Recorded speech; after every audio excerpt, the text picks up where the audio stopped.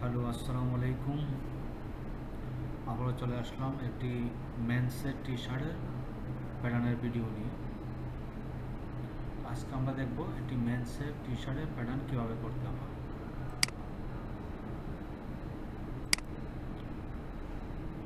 প্রথম হচ্ছে প্যাটার্ন কত প্রকার।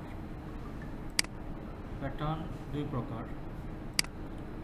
এক নম্বর হচ্ছে স্যাম্পল প্যাটার্ন, তারপর হচ্ছে প্রোডাকশন প্যাটার্ন। স্যাম্পল প্যাটার্ন এক সাইজের হয়, সময় সাইজ সাইডও হয়। তো প্যাটার্ন হচ্ছে দুই প্রকার, স্যাম্পল প্যাটার্ন আর হচ্ছে প্রোডাকশন প্যাটার্ন। প্যাটার্ন তৈরি করতে কী কী সরঞ্জামগুলোর প্রয়োজন হয়, যেমন শেপ কাট, তারপর হচ্ছে set scale, roller scale, degree scale, এনসি টেপ, তারপর পেন্সিল, সিজার।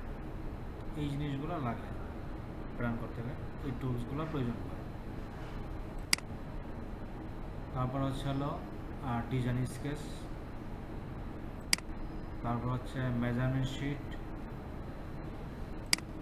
তারপর হাউ টু মেজার, এগুলো লাগে প্যাটার্ন তৈরি করতে। এটা একটা প্যাটার্ন।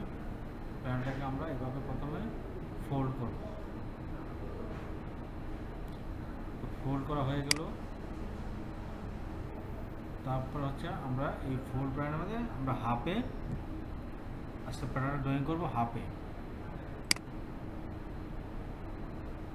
তো প্রথমে স্কেলটা নিলাম,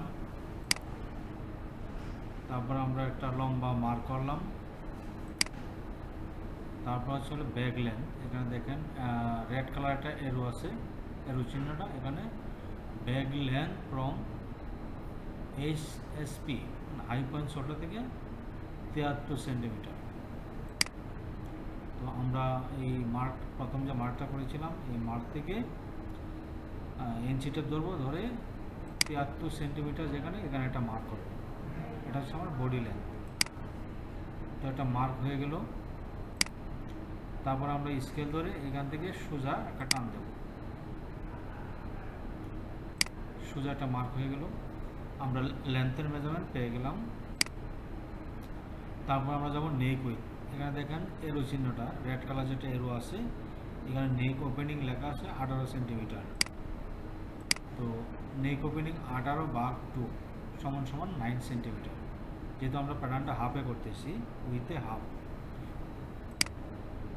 তো নেক উইথ 9 সেন্টিমিটার আমরা একটা মার্ক করলাম। তারপর আমরা স্কেলটা ধরে এখান থেকে সোজা একটা লম্বা টান দিলাম। তারপর হচ্ছে নেক ড্রপ, ফ্রন্ট নেক drop 11 centimetre, back neck drop 2 centimetre. এই যে রেড কালার এরো চিহ্নটা আপনারা খেয়াল করবেন। তাহলে এখানে আমরা back neck drop 2 centimetre mark করলাম। তারপর ফ্রন্ট নেক ড্রপ 11 সেন্টিমিটার মার্ক করলাম। তারপর আমরা এখান থেকে সোজা একটা মার্ক করলাম। তারপরে আবার এখান থেকে সোজা মার্ক করলাম। ফ্রন্ট নেক ড্রপ, ব্যাক নেক ড্রপ চলে গেল। তারপর হচ্ছে শোল্ডার, এর চিহ্নটা খেয়াল করেন, শোল্ডার দেওয়া আছে 14 সেন্টিমিটার। তো প্যাটার্নের আরও একটি গুরুত্বপূর্ণ বিষয় হলো ডিগ্রি। যে কোনো প্যাটার্ন ডিগ্রির উপর তৈরি হয়। তো এটা এই যে গোল বৃত্তটা, এটা হচ্ছে 360 ডিগ্রি। এটাকে যদি আমরা ভাগ করি 180 ডিগ্রি, তারপরে যদি 180কে ভাগ করি 90 ডিগ্রি। তো এখানে শোল্ডার সাধারণত 20 ডিগ্রি হয়, শোল্ডারের যে স্লোপটা এটা 20 ডিগ্রি হয়। তো আমরা এই ডিগ্রি স্কেল দিয়ে এটা মার্ক করলাম, পেন্সিলটা দিয়ে এভাবে একটা মার্ক করলাম, মার্ক হয়ে গেল। তারপরে এই বৃত্তটাকে আমরা এই যে 90 ডিগ্রির ভিতরে যে গোল মার্কটা আছে রেড কালার, এটাকে আমরা মেজারমেন্ট করলাম। মেজারমেন্ট করে আমরা পাইলাম কত, 11 সেন্টিমিটার। এটা বৃত্তটা যদি বড় হয় তাহলে মেজারমেন্টও বড় হইতে পারে, ছোটো হইলে মেজারমেন্টও ছোটো হবে। এখানে 11 সেন্টিমিটার পাইছি, তাহলে 11/90, তারপরে ইন্টু 20 সমান সমান 2.44 সেন্টিমিটার। তাহলে এখান থেকে আমরা 2.44 সেন্টিমিটার এটা মার্ক করলাম। মার্ক করলে এটা আমরা পাই গেলাম 20 ডিগ্রি। তাহলে আমরা শোল্ডার স্লুপ পাইলাম 20 ডিগ্রি। শোল্ডার স্লুপ হয়ে গেল। তারপরে শোল্ডার লেন্থ হচ্ছে 14 সেন্টিমিটার। এখান থেকে আমরা নেক পয়েন্ট থেকে 14 সেন্টিমিটারে মার্ক করলাম। মার্ক করার পরে স্কেলটা দিয়ে এভাবে 90 ডিগ্রি আমরা মিলাই দিলাম। এই যে 90 ডিগ্রি হয়ে গেল। তারপরে চেস্ট এর চিহ্নটা খেয়াল করেন। চেস্ট আছে 52.5 সেন্টিমিটার। তো এখানে 52.5 সেন্টিমিটারে আমরা এটাকে ভাগ করব, 2 দিয়ে ভাগ করব। 2 দিয়ে ভাগ করার পরে আসছে হলো 26.25। আমরা এখান থেকে 26.25 মার্ক করব। তারপরে আরেকটা মার্ক করব, এটাকে প্যারালাল করব। তো প্যারালাল করার পরে এটা মার্ক করলাম। তারপরে নেব আমরা আর্মহোল। এখানে রেড কালার যে এরোটা আছে, এখানে দেখেন আর্মহোল স্ট্রেট দেওয়া আছে 23 সেন্টিমিটার। তো 23 সেন্টিমিটার, 23 সেন্টিমিটার আমরা মার্ক করবো। ইঞ্চি টেপটা এইভাবে ধরতে হবে। স্ট্রেট হলে আর্মহোলে স্ট্রেটের মেজারমেন্ট হলে ইঞ্চি টেপ আমরা এইভাবে ধরব। তারপরে মার্ক হয়ে গেল। এটাকে আমরা সোজাটা মার্ক করলাম। তাহলে এখানে আমরা পেয়ে গেলাম চেস্ট এবং আর্মহোল। এখন আমাদের বাকি আজকে across front and across back measurement. তো এটা বাইরে থেকে দেওয়া নেই, তাহলে আমাদের বাইর করতে হবে। ক্যালকুলেশন করে এটাকে বাইর করতে হবে। এটাকে বাইর করতে গেলে কি করতে হবে, কীভাবে আমরা বাইর করব? Neck with 18 centimetre plus left shoulder 14 centimetre plus right shoulder 14 centimetre সমান সমান 46 সেন্টিমিটার। অ্যান্ড চেস্ট হচ্ছে 52.5 সেন্টিমিটার। তো 52.5 সেন্টিমিটার মাইনাস 46 সেন্টিমিটার সমান সমান 6.5 সেন্টিমিটার। তো নাও এখন আমরা কি করব, 46 সেন্টিমিটার থেকে 6.5 সেন্টিমিটার মাইনাস করলে 39.5 সেন্টিমিটার। এটা হচ্ছে অ্যাক্রস ফ্রন্ট অথবা ব্যাক আমরা ধরলাম। তো আমরা অ্যাক্রস ফ্রন্ট অ্যান্ড ব্যাগে আমরা 2 সেন্টিমিটার ডিফারেন্স রাখবো। তাহলে আমাদের কি করতে হবে, 39.5 সেন্টিমিটার প্লাস 1 সেন্টিমিটার সমান সমান 40.5 সেন্টিমিটার হচ্ছে অ্যাক্রস ব্যাক, 40.5 সেন্টিমিটার। তারপরে আমরা 39.5 মাইনাস 1 সেন্টিমিটার, তো 38.5 সেন্টিমিটার হচ্ছে অ্যাক্রস ফ্রন্ট। আমরা দুইটা মেজারমেন্ট পাই গেলাম। ব্যাগে যা এক্সএম বড় করলাম, ফ্রন্টে এক্সএম ছোটো করলাম।